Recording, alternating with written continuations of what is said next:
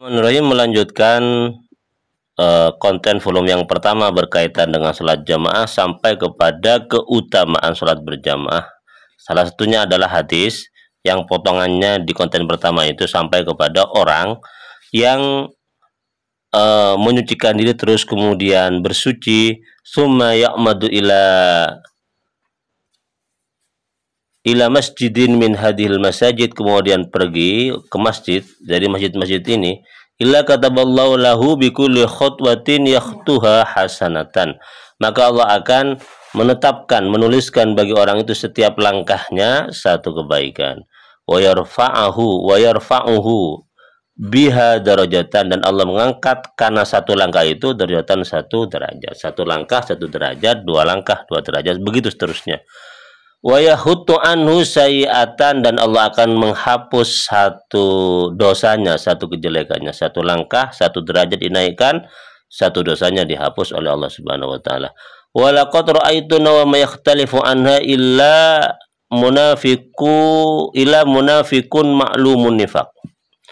Dan kami tidak melihat, dan saya tidak melihat ya, bi ahwalis sahabah ya, di tengah-tengah kalangan sahabat di masa Nabi, wa ma yakhtalifu anda, orang-orang yang yatakhallafu, membedai anda dari salat jamaah ya, yang tidak salat jamaah, illa munafikun ma'lumun nifaq, kecuali orang-orang yang munafik ma'lumun nifaq, yang sudah diketahui kemunafikannya.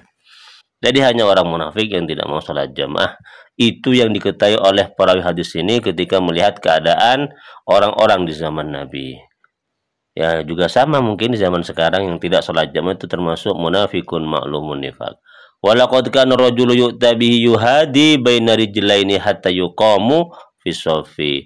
Dan sungguh ada seorang laki-laki yu'ta yang didatangkan bihi dengan rajul, dengan laki-laki, yuhadi.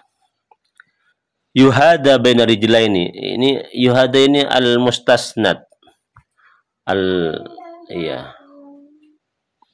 Yang bersandar kaki bainar rijlaini, bersandar ya, bainar rajulaini, laki-laki itu bersandar di antara dua laki-laki, hatta yuqama, sehingga didirikan fi shaffi, di shaf untuk salat jamaah.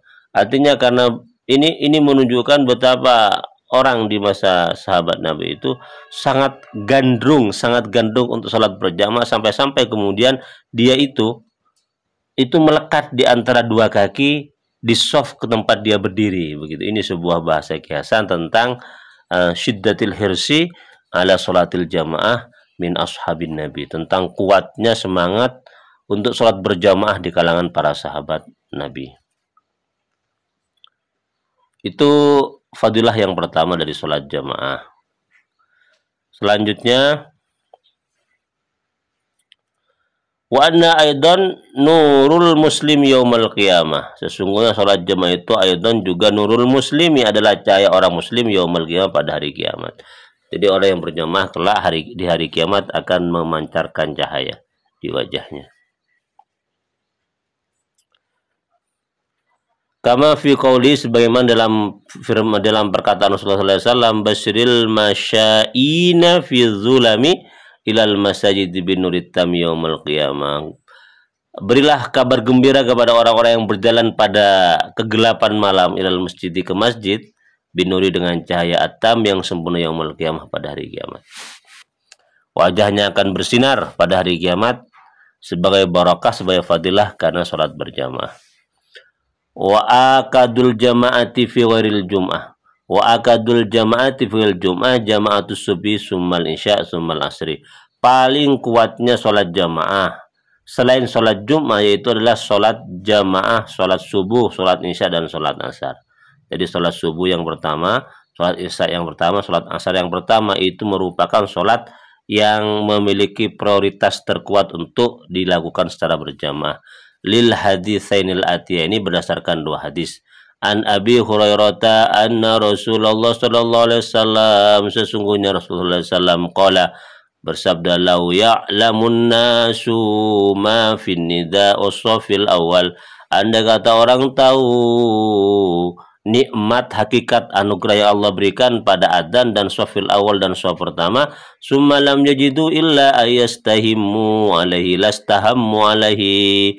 Kemudian mereka tidak bisa untuk sampai ke shaf awal kecuali dengan cara berdesak-desakan, lastahammu alaihi, tentu mereka akan berdesak-desakan untuk sampai di shaf pertama. Walau ya'lamuna ma fit tahjir lastabaku ilaihi. Andai kata mereka tahu tentang fadilah, tentang pahala yang luar biasa yang ada di dalam tahjir, bersegera untuk salat berjamaah, lastabaku ilaihi, tentu mereka akan berlomba-lomba melakukannya. Walau ya'lamuna ma fil atamati wassubila atauhuma. Andai kata mereka tahu tentang nikmat yang Allah berikan pada sholat jamaah isya wasubi dan subuh, la atau tentu mereka akan mendatanginya walau habwan, sekalipun dengan merangkak. Itu merupakan dalil tentang pentingnya sholat berjamaah, sholat isya dan juga sholat subuh.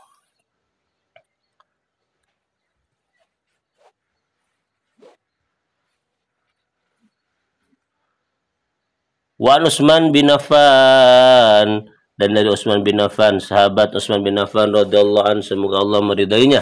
Qala, berkata Utsman, sami'tu Rasulullah sallallahu alaihi wasallam, saya mendengar Rasulullah sallallahu alaihi wasallam yaqulu, bersabda, man shallal isya fi jama'atin, barang siapa yang salat isya secara berjamaah, fa ka'annama qama nisfal lail, maka seolah-olah dia itu sama dengan salat separuh malam.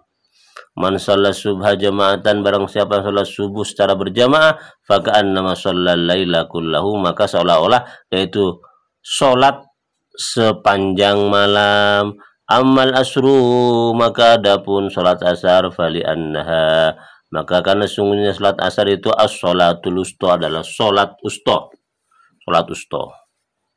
Sekarang hikmahnya, wa hikmatuha, hikmahnya salat jamaah, apa hikmahnya?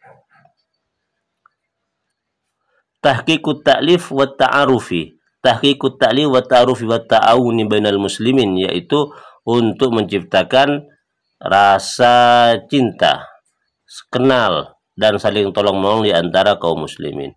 Wa gharsu usulil mahabbah al-walwat fi qulubihim, untuk menanamkan dasar-dasar cinta kasih sayang di hati kaum muslimin.